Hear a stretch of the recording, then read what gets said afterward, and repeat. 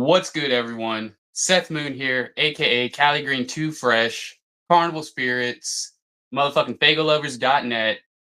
Got very special guests in the house tonight. We got BIO-Macc. What up, y'all? Whoop, Whoa, whoa. Whoop whoop. So why don't you guys start with a little introduction? Let's get to know you a bit. All right, man. So, of course, we're BIO-Macc. My name's Big Mac. This is Bio. We've been doing this shit for quite some time. We do shows all over the place, record all the time, man. If you've seen us and you support us, thank you for the support. If not, hopefully we make some new fans today. So, whenever you're ready to get it going, man, we're here for the ride. Hell yeah. So when did you guys first meet? I was in kindergarten. I think he was in like first grade. First or second grade? Second grade. Second grade. You're older than your brother. Yeah. No, I'm younger than him. I was in I'm a year kindergarten. older than him. Oh, you're older than him. Yeah. Second grade, kindergarten for him. Yeah. We've been homies ever since, man. Fucking brother right here. You know what I'm saying? 25 fucking years at this point. At least. That's crazy. So when did you guys start making music?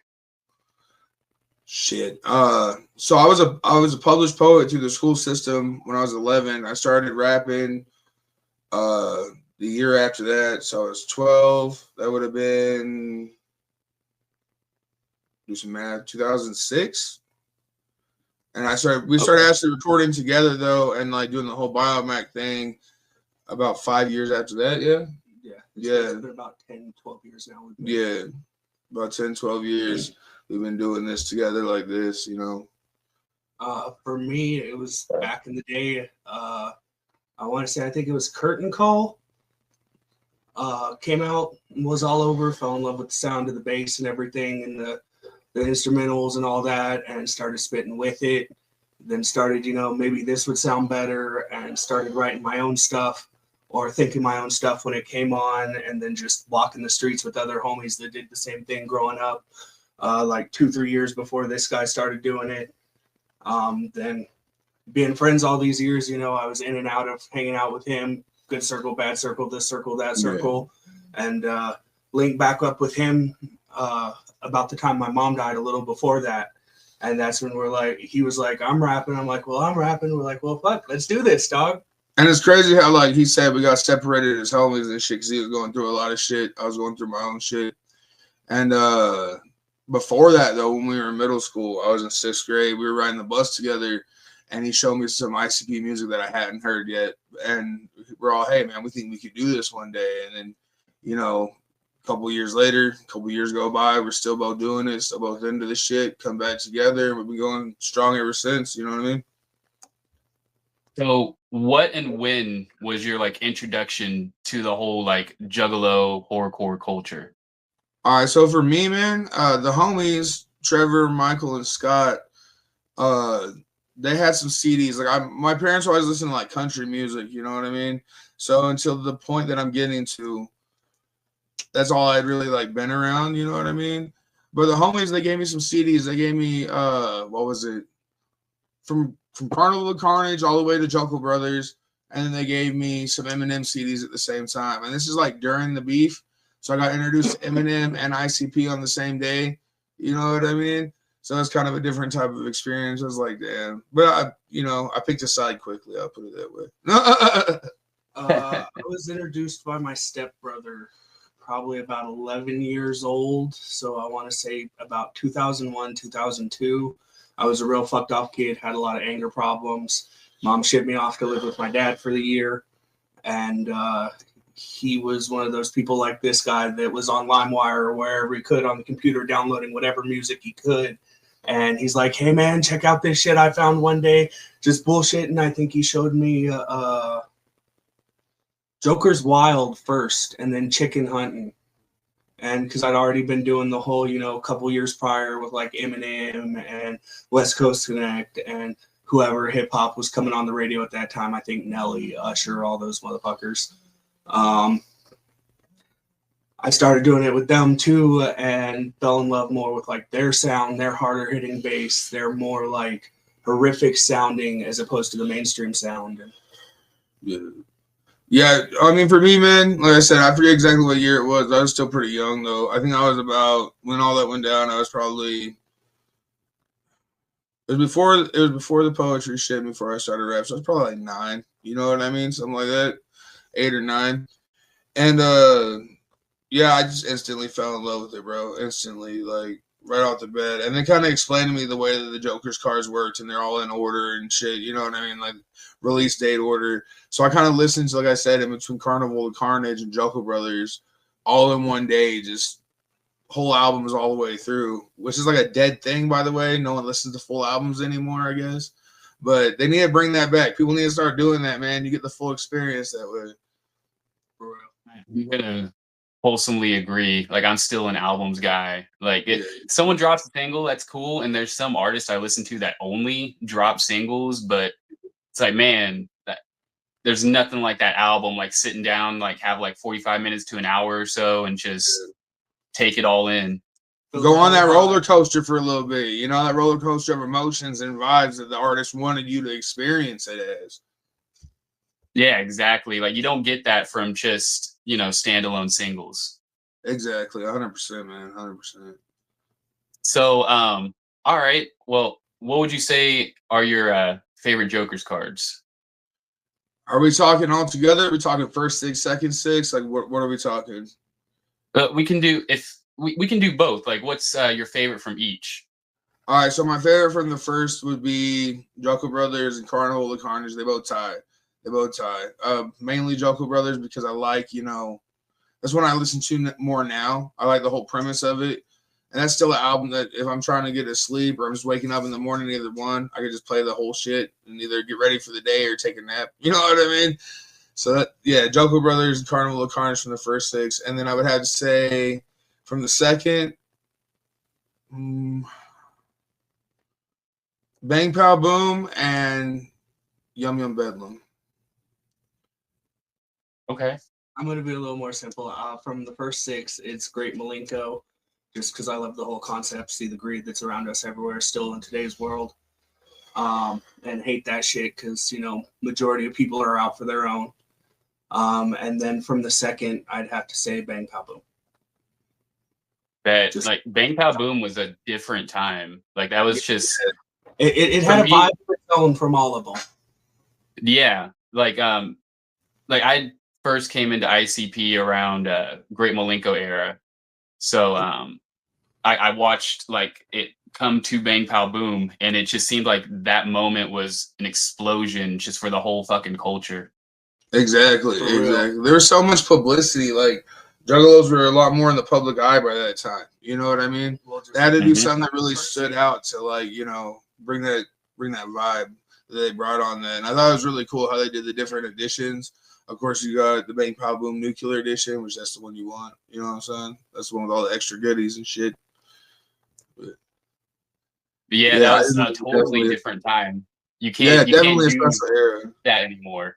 Like it's interesting because they did that like towards the end of like CDs whenever that shit was going dead. They finally like figured out a formula like, hey, we can drop like the album 3 different versions and then come back and do a fucking deluxe. Like nobody was thinking like that, but it just came a little too late, I personally feel. Yeah, because by the time that Mighty Death Pop dropped, it was kind of like everyone was already doing the whole download thing or fucking whole streaming shit. You know what I mean? Which is cool. Yeah. Like, don't get me wrong. Streaming is awesome, dude. It is so convenient. But I really love and respect the people that are still at shows buying CDs or USB drives even because that shit helps the artist so much more. Like, Spotify don't pay us shit. You know what I mean? They do, but it's like, you gotta have like millions of streams to get $100. Like it's ridiculous. You know what I'm saying? 3 streams a fucking penny. Yeah. I mean, the money don't crazy. matter. At the end of the day, the money don't matter. But it's hard to like do what we do and like go on tours and make it to shows and produce new music, collabs with other artists. Because this is all I do. He has a 9 to 5, and this is all I do. You know what I mean? So I'm like, damn, if I want to turn on the computer today and run that bill up, I'm probably gonna have to sell a couple CDs somewhere, you know? Like that's simple math, you know? Yeah, I feel it. Like the way that it used to be, you sold an album and you got money for it like right then and there. Nowadays anyone can just go stream. So it Exactly. just doesn't line up the same as it used to. Yeah, and if you look at like the play count, right? Like back in the day, whenever even if it was a CD single and you're selling that CD single for cheap as fuck back in the day, man, you sell a certain amount of copies, you're getting a certain cut of each one of those copies. So a million plays would be like a million sales basically back then. Now you could have a million streams and still not make shit because Make enough to at least run a single album. yeah, Printing, like it's just ridiculous. printing the album up, not have anything Yeah, put like production or anything in the album. yeah, like back in the day if you wanted to hear an album you had to pay for it. So you're dropping that, 10, 15, 20 bucks, whatever it was, and then the artist is getting something back for it. Nowadays, like someone goes and streams the whole fucking album, you might get a penny off of like Exactly. You ain't even a making 17 a track album. Exactly, bro. And I think that's part of the reason that the full album thing, like we are talking about, like listening to a full album. I think streaming, like I said, it fucks over the artist, right? But I think it kind of fucked over the listener too, because now they're less likely to go and listen to that whole album. You know what I mean? Like if they just know, oh, I like this one song, that's the only song they're gonna play. You know what I mean? They're not gonna pop a disc in, like Von J said, I slip a disc in. You know what I mean? They're not gonna do that and play that whole album anymore and wait for that song or even skip through the rest. There's gonna be like, all right, I'm gonna play this and then I'm on to the next shit, the next artist or the next song by this guy, you know what I'm saying? Yeah, you're not even like listening to the song, queuing up the next one. Exactly. So they're getting screwed out of the experience, Yeah, it's totally it's not at all what it was. Okay. With that being said, let's shift it up slightly. So how do you feel the horrorcore like Juggalo scene is today compared to when you got into it? That's a hard one, man. It's a touchy subject for a lot of people because, if you're an old school Juggalo, like a lot of us are, I hear a lot of homies say the scene is shit now. Like it's so garbage, all these youngsters and everything's different. I'm like, no, if you look at it from that like perspective of an old head and you're just like, oh, I wish it was the same, like, then yeah, it's gonna suck. But I think there's a lot more love in the scene right now than there's been in a long ass time because the shows that are going on. People come out to indie shows now, like smaller label shows. All the LSP shows are always popping. They're always super dope. They're like more family friendly too. Like I wouldn't feel bad taking my 10-year-old daughter to Gorefest. I would never take my 10-year-old daughter to the fucking gathering. You know what I mean? So there's a lot more love and a lot more family friendly environments in the scene right now. I think it's really good. I think it's in a good spot. You know what I mean? Minus a few things. There's a few things that could be better, but I think it's still good and popping. You know what I mean? So I kind of agree with him, but I think there's more of a love for the culture because how long it's been around, it's now a staple of music, pretty much. So you're saying it's like more established to this point? It's more established, so more, people 10 years ago that would have been like, oh, fuck that, are now like, well, they've been around 30 plus years now at this point, like, maybe we should give old Ball and Jay and Shaggy a chance. Maybe we should give them a listen, or like the marketing they do now, or some of the routes they've gone have gotten them to a new listener. So, I mean, I think there's more love for the culture. I don't think the amount of love's changed. I think the way we love each other on a level since the Twisted stuff has changed. But I mean, I think it's still growing. It's evolving. I mean, like I said, you got artists like LSP that's just his fans, and Grips of Juggalos and The Float Juggalos and all kinds of different hip hop fans coming together for these shows and showing love for the culture itself. I think people like the wider community outside of what was the regular like Juggalo culture needed like the era like we were talking about, Bang Pop Boom, when we were so much more in the public eye. I think that kind of opened up the door for more people to be accepted and show up to shows and show love. You know what I mean? So I think we're kind of saying the same thing, but from a different aspect. You know what I mean? Yeah. I feel it, and I'm gonna agree. It's definitely it's evolved is I think a good word. And yeah, the whole Twisted thing was a real fork in the road for a lot of people. And I personally know a lot of people that just said, fuck this scene after that. And they just fell off, no longer, repping. So that was definitely like a wild time, but it's been, I think, enough years now that it's kind of starting to mend a bit. Yeah, I mean, dude, I was so hurt, right? Because I grew up listening to both, and when it happened, I didn't pick a side. And you start hearing all these rumors about like when they were saying Twisted was kicking people out of shows for having hatchet-mans on and shit like that. Like that kind of like pissed me off and hurt me on a personal level. Because this Juggalo, you're just out here like, when are mom and dad gonna quit fighting and come the fuck home? You know what I mean? Like that's the vibe that it was giving, because they both were so important and influential, you know what I mean? And for a short time, I was like, fuck Twisted, all that shit. After all that, we dropped a Twisted diss track that it's rare out there, so we've heard it. Props to you. But since then, man, I could really give a shit less. That's their personal business. I'm just here to make dope music and listen to dope music. They're both putting out dope shit, both labels, you know what I mean? So at this point, it doesn't really make a difference anymore, like you're saying, Yeah, I agree with him. Like at this point, it's been so long, it doesn't really matter. Like they're both doing their own thing. They'll either come back together or they won't. I do want to elaborate a little bit more into the Twisted diss track he said, though. He had commented on something with the Wicked Body page on one of their drops or something. Something that like 30, 40 other people were commenting the exact same thing. And out of all those people, they decided to reply to us. And we felt in that reply because they're like, oh, what's with your shitty raps and whatever, this and that. But hey, Wicked Body Productions, that's a fresh ass name. And so we're like, fuck it. We take that as an attack from them.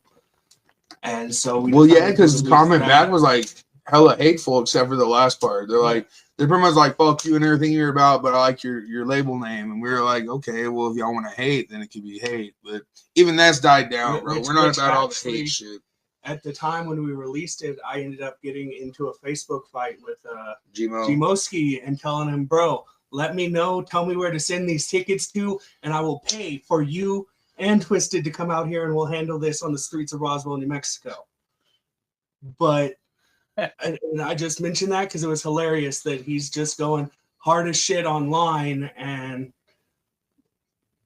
the moment you're like, we could settle this, then he's like, oh. And like at the end of the day, like compared to Twisted's at the time and still to this day, we're pretty much nothing. Yeah, we're like two unknowns, man. That's why I got offended by the comments they made, because we're like unknown compared to them. Like, why hate on somebody that's already like career-wise at a lower stage than you? Because then you're just like out here killing dreams of being an asshole. You know what I'm saying? And that's kind of why we did it. It's the whole feeling of like you're out here feeling like you're trying to kill our dreams when like you're part of why we're out here doing this. But y'all are the dream. No shit on my dream when I'm trying to be like y'all. You know what I mean? So that's hilarious, you guys' G-Moski shit too. Like it's like he was going so hard, bro, and I was just like, dude, I'm from Roswell, New Mexico. I don't play this online bullshit. Like, if you want to go, here's my address. If you want to go and you don't want to pay for it, let me know. I'll look up tickets right now. What you want to fly? You want the bus? Like, I'll get you out here. I'll get them out here. I'll get whoever on y'all's roster. Because, like, I'm not about this back and forth online. I wonder if we can find those comments, though, and, like, just to, like, so people don't think we're bullshitting, bro. I took a picture of it. I have it in my I believe it. Photos. It was a whole thing, though, bro. Yeah, whole thing, dude. This dude wrote him, like, a paragraph back. He's like, here's my address. I'll fly you out. Like, it's all crazy. I have similar situations with G-Moski. I had went over his albums and compared the numbers, like streaming and Billboard numbers from Filth Bomb to Charlie and the Filth Factory, because Charlie came out after his Violent J diss track. Yeah. And so I'm making the point that that diss track like killed his numbers, which I proved it. And I did it completely from a biased standpoint, because personally I liked the album, you know? Yeah. And that was part of what that was part of my point is I love this album, but I think it's not getting the love due to that. And then he ended up like, boom, I can't even tell you how long of a fucking message, and then went and did a live stream that's since been deleted, but he did a whole live stream like trashing me from it. Yeah, bro, I just was laughing at the whole thing because I'm like, dude, like, thank you. You're now giving us like clout to the fucking diss, but at the end of the day, like, we already knew they weren't gonna fucking respond other than like one of them would message or like how Gmo reached out and was like, fuck y'all want to go, let's go. And like today at this point is fucking hilarious because I mean like we got a little booty hurt. Stupid. We're young, dumb, stupid. We got a little booty hurt for a little bit, you know what I mean? And we put out that track. But I mean, like I said, now it's all love, bro. Like I don't care, man. That's all their personal lives. Like, you know, it's all about the music. I went and saw Twisted on the Freak Show tour they just did. You know, it was dope. months ago here in Albuquerque? 6 months ago here in Albuquerque? A while back, yeah. It was this year. They were just in Albuquerque. For the Freak Show 25th? Yeah. I went and saw them. They did an awesome show, man. I love seeing ABK. He's probably my favorite that they take on tour. But whole show was dope. Oh yeah. So who do you guys think are just like this past year? Who do you think's just been killing it in the scene? LSP, of course. L. I mean, L's up all day. You know what I mean? I see you with the dark half shirt on. Oh yeah. But of course the L, and then man, AXE. Let's talk about them for a minute because they've been making some moves too. I know they kind of have their own little beat going on with Twisted right now or whatever, but they've blown up since they left Twisted, and they're doing great. They're making some. They were with him. They're making some good moves. You know what I mean? Like I don't know if anybody here saw Hall of Wicked, but that whole thing they did with the heads and stuff, that was of course a direct shot towards them. And like I said, I'm not about the beef anymore. I'm not about none of that. But to go have the balls to go out there and be like, hey, man, this is what we're about and take a stand for that, I think they probably got a lot of hate for that, but also a lot of ninjas respect them for having the fucking balls to go do that. You know what I mean? Yeah, definitely. And I think you're right. Like we're kind of at this point all just once again spectators. Like we all had our personal feelings, got involved. Times passed and people are still doing their thing. Yeah. And you know, I personally want to see the family come back to fucking together.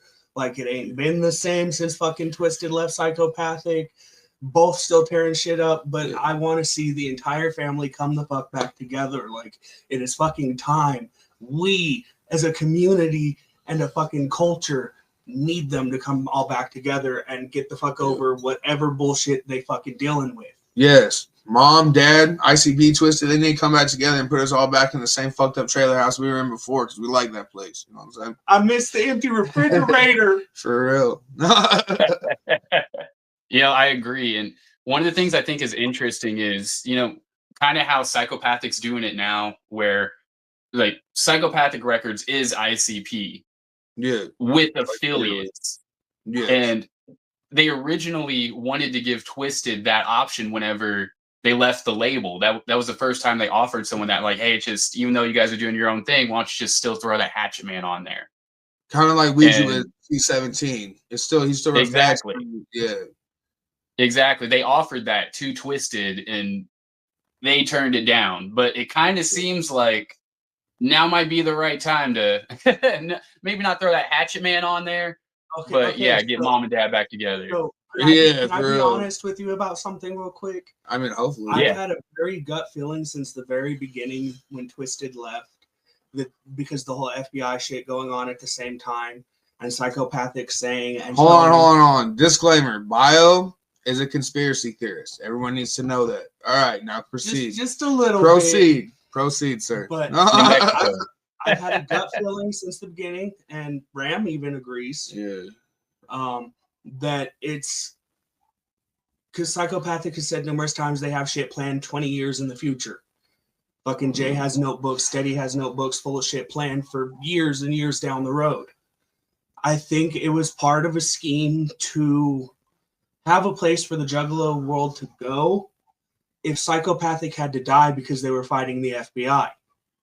And I think because the type of community we are, and they didn't take into account, thought maybe we've grown up, we've evolved. No, we're fucking juggalos. And we at first didn't like Twisted when they first hit the scene. All took it personal, and it backfired on them. And it's now getting to that point where no one cares anymore. And I think here soon, and I was thinking it was this last gathering, because, you know, the Gathering of Legends. So what you're saying is pretty much you think they're still going to come back together? Yes. I think it was a scheme from the very beginning for a place for us to have a home still, to still hear our fucking music and rep our shit, and it backfired. Yeah. And now it doesn't matter, so we'll see it kind of swept under the rug. I don't know, man. Like, I always had an issue with that, because if it was that, then you would think that they would at least, like, collab together or something here and there still. But like, their artists do cross I reference. can't even name the last track that they did together. Was it that Lotus project, the last one they dropped? Is that the last thing that they did? Pretty sure Lotus was the last thing they did together. Yeah, but haven't they had like M&E artists or M&E affiliated artists on Psychopathic shows, even though Jay numerous times has said we ain't fucking with anybody that fucks with Twisted? Then they have fucking acts, even though they're beefing with Twisted and just left M&E. Like, there's I think that's the thing, man. If like you're like an official affiliate of M&E or whatever, like you're signed to them, they're not gonna fuck with you. Shaggy's done the one. If we want to be honest, man, they signed BI-Macc, and now Ouija's doing his own thing. But before he was ever signed by ICP, he was on shit with Twisted. He did that. What was it? That series they did. Oh fuck. When he was still with Swag Tooth. What the fuck is the name of that song? Yeah, Tooth Gang and Pals. Well, yeah, but then he was on. Oh my god. Oh. Was it Fucked Up or something like? It was one of those. Yeah. They're talking about getting fucked up. Yeah, he was on one of those. Like quite a while before. I forgot about that. Yeah. Everyone forgets about that. I wish I could remember the name of the fucking song, but yeah. But yeah, see, I think it is called Fucked Up. They work with people. Right, or Get Wasted, maybe. Wasted, yes, that's what it's called. Wasted. It's either the first or the second Wasted track. There's like 4 of them now, I think. He was on the first one or the second one. And yeah, he was doing that, you know what I mean? And that's around the same time when they first said, if you fuck with him, and we don't fuck with you. But then they go and sign him, like, you know, and I'm like, does it matter at that point? You know what I mean? He's dope. He's killing it. He has his own label now, signing motherfuckers that are awesome too, you know? So, yeah, for real. For real. Darby's the fucking GOAT, been the GOAT. Darby's dope, man. I got to meet him finally at Gorefest this year, just for a moment. He was a busy man. He has shit to do, but yeah, I got some shit with the homeboys and him that I think I don't know if my homeboy put it out yet or not, but it either just dropped or it's about to drop. So that's fresh. Yeah, that's fresh for sure. I've been homies with Darby for fucking years, and I just barely got to meet him like a month ago. Yeah. Well, he's so busy, bro. He's all over the place. He's always either on tour, getting ready to do some kind of festival, in the studio cooking. Like, he's always doing something, you know what I mean? And rightfully so. He's been popping for a long ass time. The only way to keep that going is stay busy. So for sure. So, all right. How did you guys feel about The Knot? About what? Oh, The Knot? Knot. Dude, I think there's some tracks on it that take it back to that old school vibe almost a little bit. You know what I'm saying? Like, I know they sampled quite a few of their older tracks for The Knot. You know what I mean? And yeah, I was a fan of it. I liked it. I don't know if that's popular opinion or not, because I'm not online reading everybody else's opinions and shit. But I fucked with it. I personally have not had a chance to listen to it the last several years. I've been working too fucking many hours to have a chance to really listen to much new. Like, he'll shoot me a link or something to like singles or individual songs. He's told me I needed to check it out. Yeah, it's dope. Well, there's some dope ass shit on there. Like, I'm wanting to. I've got some more time now. I've been able to cut some hours out of my work schedule. So, and then of course the depression I kind of touched on with that interview with Wiggles last month. Yeah. That, man, been kicking my ass for a while. I don't know, man. I think, let's see. I want to talk about some individual tracks. I think that Everybody Dies, where samples Everybody Rise and shit, it's kind of the same vibe and shit. The track's dope. What is that one where it's talking about bitches' titties popping out at shows? Isn't that what it's called? Popped Out? Isn't that what it's called? Yeah. Yeah, that's a good one. That's a good one. Kind of reminded me of the vibe of that Flint Town Titty Bar Bathroom track. Like, it's just some craziness like that. You know what I mean? Of course, you mentioned that motherfucking track. It's a good track. But it's a party track. You know what I mean? I'm just because I remember when you played it nonstop for like 6 motherfucking months. My wife loves it, bro. My wife. Shout out Mama Mac if she sees this. Love you, baby. But yeah, she loves that song. She loves both of those songs. Hell yeah, that's what's up. Definitely the knot, like it's the 6 card of the second deck. I personally like it. Like I see mixed responses, which I mean that's kind of what I expect at this point, you know. I mean, everyone's gonna have their own feelings about shit, man. They gotta remember if everything goes to plan, they're supposed to come out with a 5-card third deck. That's what they had said before in the past. And everyone's like, oh, you can't just end it like that. Because I've heard people say that. And I'm like, yeah, but they're not ending it. They're ending that deck. But they're not ending everything so far. You know what I mean? There's still more work to be done as long as Violent J's health lets him be around that long. You know what I'm saying? But Hell yeah. I know they're supposed to retire from touring. And then I think this past year they found a formula that has made it to where they're gonna continue touring, just go out for a few weeks every month or like every 3-4 months, whatever. yeah. So I'm pretty sure that they're gonna keep going.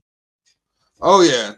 I mean, why would they stop now? They worked too hard. They've done too much, and they have too much plans to give up at this point. You know what I mean? And they've been on the road their entire motherfucking life. So I mean, at that point, it kind of becomes an addiction and something you miss and have to go back to doing. And I mean, when you see what Jay's doing now, even with the wrestling and shit, like he's doing shit that he said 3-4 years ago he probably won't ever be able to do again. Right. I just hope he doesn't try to do another moonsault. So like, I mean, he's out there, he's still pushing, he's grinding. I mean, I'm sure he's very aware of his health. And for us, won't push himself so hard that he leaves before he's ready. Yeah. Plus, you never know what they already have done. Like they might have the last 5 just chilling already. You'll never fucking know what they have completed. You know what I'm saying? For sure. Yeah, I think one of the things that to me kind of signaled that we were coming into the new era was when they started touring because Yum Yum, there was no touring. There was only like spot shows. Yeah. That was right after the pandemic though too, you know what I mean? It was like towards the ass end when everything with the world was coming back together. Because I remember when they were doing those live stream shows, and they had like the Christmas one, the Hollow Wicked one, all that, and they was all working from like Violent J's house. They did that whole JCW event where they fucked up his whole house. I don't know if you saw that. Shit was dope. But yeah, I blame that for partial like missing tours and fucking missing shows because you can't be out there in the middle of a pandemic doing shit. And things are really coming back together. People are still acting all weird, like forever after the pandemic, All the revenue lost from the pandemic, so you got to get that revenue back up to afford to be able to go do those shows and those tours. Or venue promoters be able to pay motherfuckers to do shows. You got to give them time to get their bread right. You know what I mean? After the world fell apart for so long. For sure. Like just COVID was. It was fucking COVID. It was the pandemic. We won't ever see it again in our lifetime. Hopefully not. Shit, that was horrible, dog.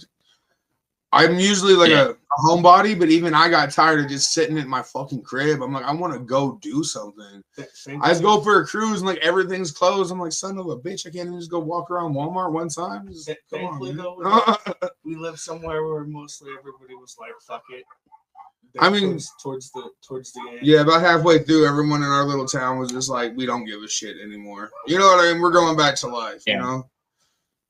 Unfortunately, I lived in Southern California during the pandemic and everything just shut the fuck down.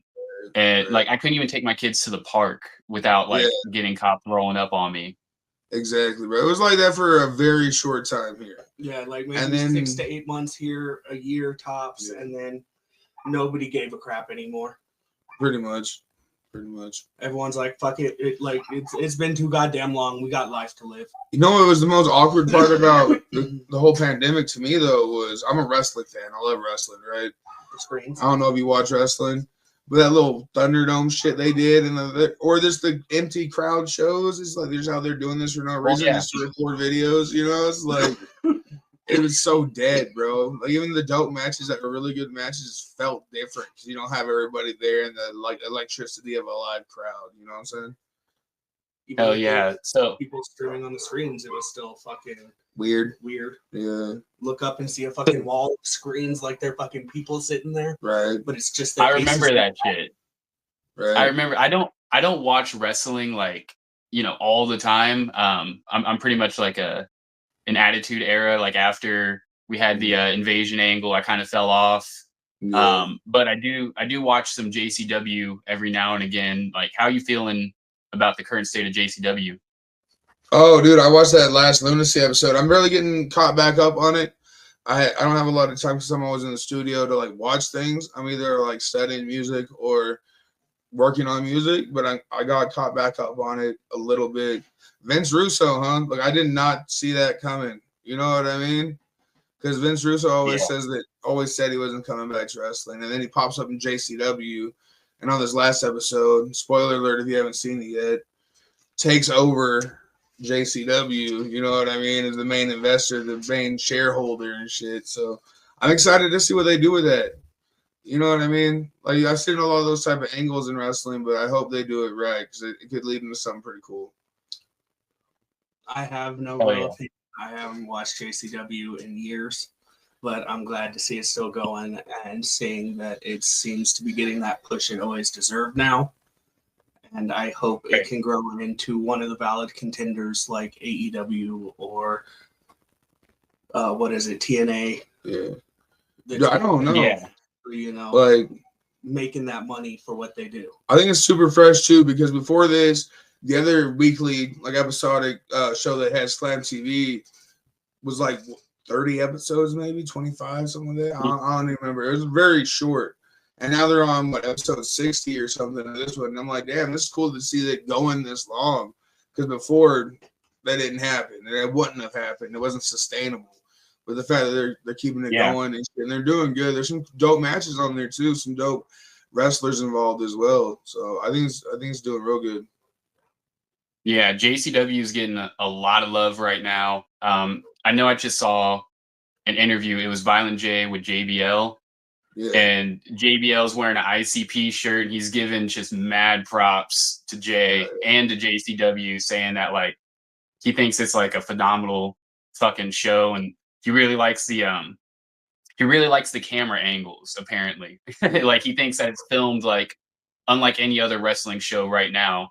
And like right before Jay started really getting into it, he went out on that tour to like a bunch of different wrestling promotions, and just he went in with the mindset that he's gonna take in everything that's going on, like, and how they're putting the shit together. And that's whenever he was working for NWA, that's when he realized like, hey, this is a major, like, lower level now, but this was once a major promotion, and there's no more being put into it than what we're doing.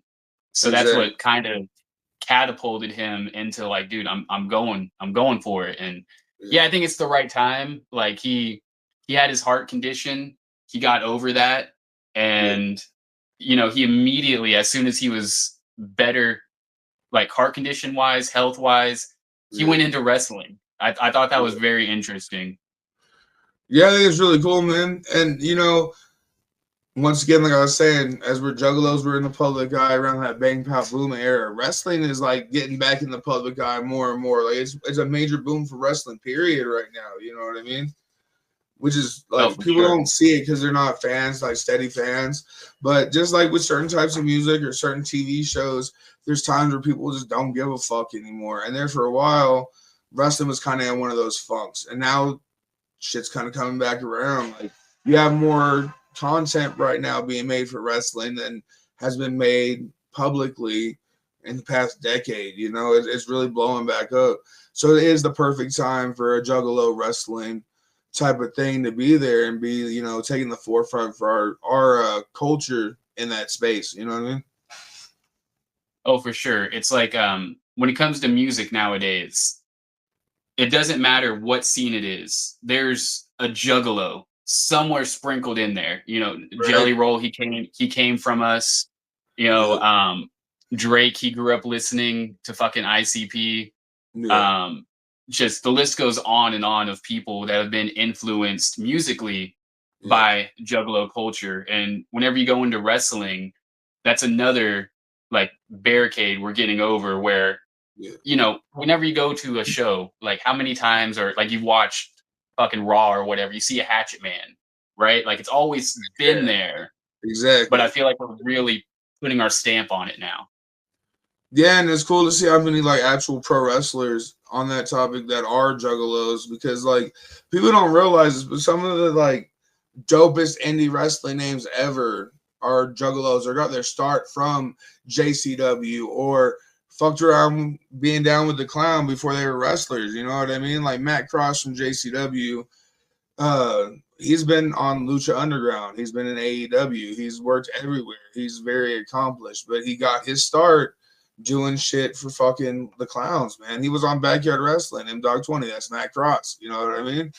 So that's crazy to think. You know what I mean? People don't realize how much they've contributed to that space. You know what I'm saying? I think it was kind of like more with the music. ICP came, they put their mark on it. They succeeded more with the music because they put more of a grind to the music. And it took time for the music industry to catch up to what ICP was doing. Yeah. And now they're a household name. Millions of people across the world know who ICP are. And wrestling is a little behind on that front because they were there. They'd been doing it, WWE, all that. It's just it never stuck because it was too wild, too outrageous. And now we're starting to get into where wrestling is less uniform, and let's give them that wild, let's give them that crazy. And now because JCW's been there so long, they're getting that push because they've been there, they've been doing it that way for so long that it's kind of now what people are wanting to see. Or like how Tech 9 said, Tech 9 didn't go mainstream went tech. It's kind of like that. It's just the industry's catching up to that style now, or wanting that style as opposed to what it had. I mean, to say that ICP isn't accomplished in wrestling, though. Oh, no, they're very accomplished in wrestling. Yeah, they're in for sure. WCW. But that's WWE, what I'm saying is they were there back in the day doing it. And it just wasn't a sustained push. Yeah, it wasn't a sustained push, or just their personas or their style just wasn't a fit. It was the oddities. That's literally what they were a part of. And now because they've overplayed the traditional wrestling and everything, they want that more odd, bizarre, how out there can we get it while still keeping it, entertaining. Yeah, I think that people always just originally put JCW, they saw Juggalo. And for so long, like Juggalo was seen as, just those fucking ICP like clown guys. But then over the years, it's like, wait a minute, like this has been around for a minute. Like, maybe I should pay attention. Yeah, there's definitely a stigma with that word for like a long time in a lot of people's dictionaries. You know, I mean, they see Juggalo and they're those are like clowny weird white boys. You know what I mean? That's what everyone would always say around here, at least. So I'm like, no, I mean, we're family. Yeah, some of us, yes. All right, yeah. Some of us are clowny weird white boys. We get that. But flip the coin, man. Turn the page. You know what I'm saying? Like there's all kinds of juggalos, and I'm just happy that people are finally accepting that, and it's not stigmatized as much as it was before. Hey, flip the coin. I'm sitting here face paint doing this interview on Fago Lovers. Yeah, yesterday for 16 hours, I was taking care of a disabled gentleman. Yeah, you're a home health care worker. That's. I mean. Yeah. Like whenever I meet someone who's not a juggalo but knows of ICP, they always tend to be like, "Oh, you're into ICP, huh? Juggalo. Yeah, I knew some guy. I knew some guy back in the day. My uncle back used to listen to them. You know what I mean? Back in the day. Or my college roommate used to be a juggalo. Yeah. Yeah, and it's like, yeah, he was cool. Like, okay, maybe. Yeah. Okay, maybe you're cool. Let's test these waters, because I've seen some of you guys. Usually that's the story, and you get that one motherfucker that's like, oh, juggalo, and they're like scared. It's like, you met the wrong one of us. You pissed him off. Yeah. You? That's why you reacted that way. You met pissed the wrong him off, one. or he was really fucked up when you met him. Yeah, something like that. You know what I mean? But for the majority, like it's more like being a juggalo these days. Like it's kind of like being a deadhead or a fucking hippie. Like not that we're that old or we're that like gone. You know what I mean? But it's like, okay, yeah, I fuck with y'all. Y'all are cool people. You know what I mean? Why can't we all just hit a bong and get along? Exactly. Yeah, and I think one of the things that's interesting is unlike, you know, the deadheads and shit like that, the culture is still progressing within the youth as well. I think that has to do with the genre, like not the subgenre, not like juggalo hip hop, but with the genre of music it is. Like, you know, hip hop is forever, bro. It really is. And any type of hip hop is still hip hop. So horrorcore is hip hop. You know what I mean? We still rapping. We still out here doing what hip hoppers do. You know what I'm saying? And that's probably, in my eyes, why it's still progressing the way it is. And it's just so fucking fresh to be a juggalo. You know what I mean? Meet some cool ass motherfuckers that'll be your best friends for the rest of your motherfucking life. Yeah. They would have no problem giving you a couch to sleep on if you had nothing motherfucking else, or you were on your way through the area and needed a place to sleep for the night. But then some of us are real assholes and could give two fucks less about a motherfucker. Well, the point I was trying to make is just like with the Deadheads. Let's use that as an example, man. They were followers of pretty much that one fucking group, and then like that one style of music. But with being a juggalo, you have a whole underground full of flavor. You know what I mean? You have so many different groups and solo artists and all this that are juggalos. You have so many different fucking events you can attend that I don't see this subculture ever fucking like slipping away like being a deadhead did or has more so. You know what I mean? Because you can be a juggalo just because you like what the juggalo culture brought to you. You know what I mean? You don't even have to fuck with ICP in my book, as long as you're down and you get with the music and you're a good person like that, you rep fam, then that's what it is. So it's a different type of scene is what I'm getting at, you know? I've seen people, and I'll use one this year at Gorefest, went with a homie that not their scene, not in any way, shape, or form. Like, made it clear to us from the very beginning, could see was miserable over there like this with the pounding headache towards the end of the night, all 3 nights at Gorefest. But talking to them, they're like, you know what? I never would have thought something like this existed, and I will probably be back next year just because the love and like the vibe of the event itself is something I haven't experienced anywhere else. And then the whole, like, you all, like, it's dark, you're all in black, you're all in chains and all that, and it's nothing but love. And yeah, I think that's what I'm kind of getting at too, man, is this, you know, a different type of love that keeps our scene alive as compared to other scenes that have died off. Some of them much quicker than others, but I think that's what keeps being a juggalo in the underground itself fucking alive, is dedication and love for not only yourself and your scene, but for one another. You know what I'm saying? Oh yeah, there's definitely a beautiful contrast there, where on one side we're all about our wicked shit, but on the other side, for the most part, like it's all love, it's all family. Yeah, man, of course, bro. And I think that comes from a lot of us coming from the broken, the beaten, the damned lifestyles or childhoods. Yeah. And knowing what the worst of the worst is before we're even 20. And seeing growing up that way how evil the world is and not wanting that anymore, and maybe not realizing as a whole in a collective we can maybe change that, but finding that love and that peace and happiness in ourselves as a community. You were touching on it being a contrast, man. To me, it's Because contrast is like the easiest way to explain contrast, like the image behind us is it's light and dark, right? It's one opposed to the other.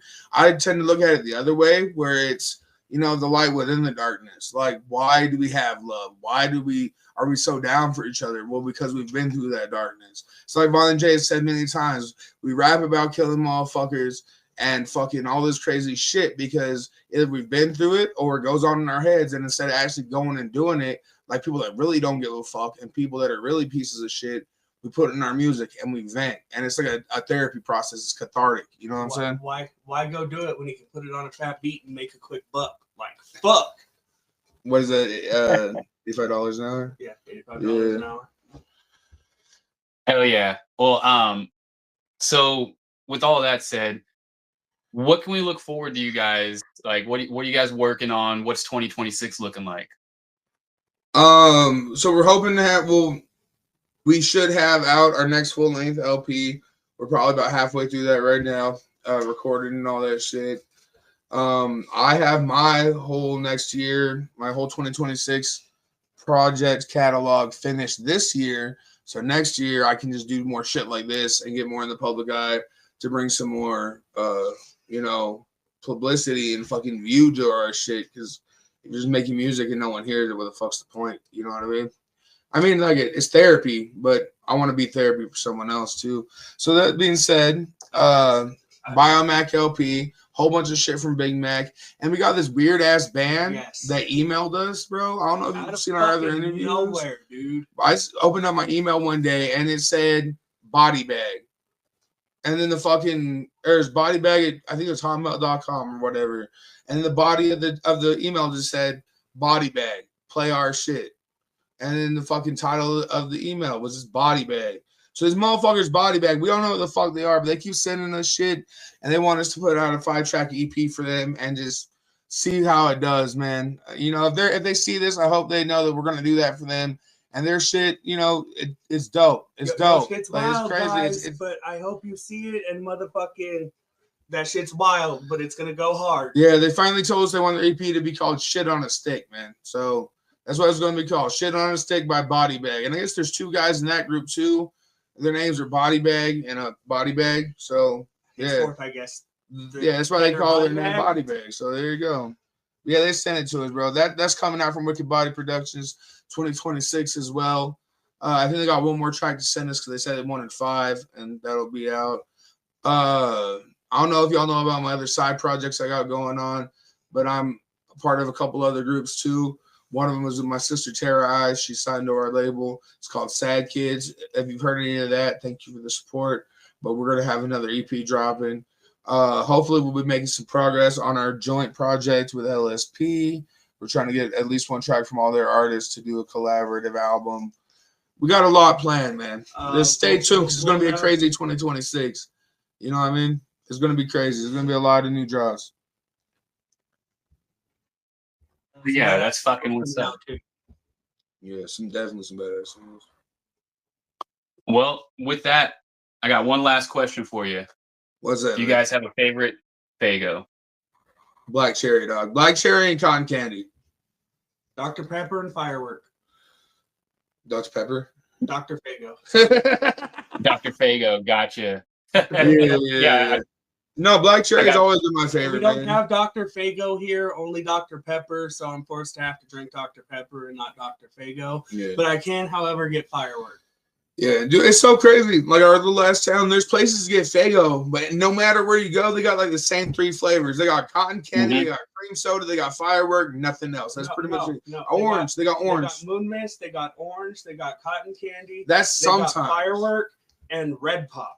Sometimes, but the majority of the time it's cream soda, it's cotton candy, and it's firework. You know what I mean? That's about it. Oh wait, and Dollar Tree has grape. Dollar Tree got the grape sometimes. So in the can, yeah. 4-pack. Yeah. Out here we get the Dollar Tree gets the grape, and then they also get the cotton candy. Yeah. But I recently went on a hunt for some of the grape, and I found out that the Dollar Tree warehouse is completely empty. They no longer have Faygo on the one that provides for our area. So damn, bro. Hey, Yeah. there's this smoke shop. It was called Area 420 here in Roswell, New Mexico. Don't even, bro. And years ago, man, they would have like that size Fago, like the one you got. They would have all kinds of them, and for some reason, they just quit selling Juggalo merch and Juggalo shit, right? So this guy, he got a settlement from when his mom died, and went and bought like $500 a Fago. I bought all the Fago. it was like 18 cases, bro. All Like the fucking you know, Fago it was they dope. had, except for 2 cases, because they're like, well, let us keep 2 cases so we can try and make some money off of what we bought other than what you're buying. Because I'm like, I can order it at this price, but it'll cost me this much shipping. So like, let's actually work a deal here, and I will buy your entire stock of Fago. I almost died and went to the hospital because everywhere I went, I carried a backpack for the day full of like 3-4 fucking Fagos for me and like 2 or 3 for homies. If I run into them or something for the day, be like, fuck it, here's a Fago, dude. You know what I do with Fago? I take it to shows. I pay for it in EBT, and then I sell it for the exact same price in cash. That's side hustle for y'all. Or trade. I just put y'all on game for free. Or trade it for some bars. Yeah, there you go. Like 16s or 8s or 4s. Yeah. Not Xannies. No Xans. Rap bars. Yeah. Spit a rap for me, I'll give you a Fago. You want to hear a rap? That's going to be a Fago. Also accept burritos and tamales, but you know what I'm saying? But hey, man, I got this thing I do. Every interview we do, I got to hit the interviewer with one random ass question. So can I ask you a random ass question real quick? Let's go for it. I just shoot for like the most random shit I can think of. For some reason, the question that popped in my head for you is pants or shorts? Oh, pants.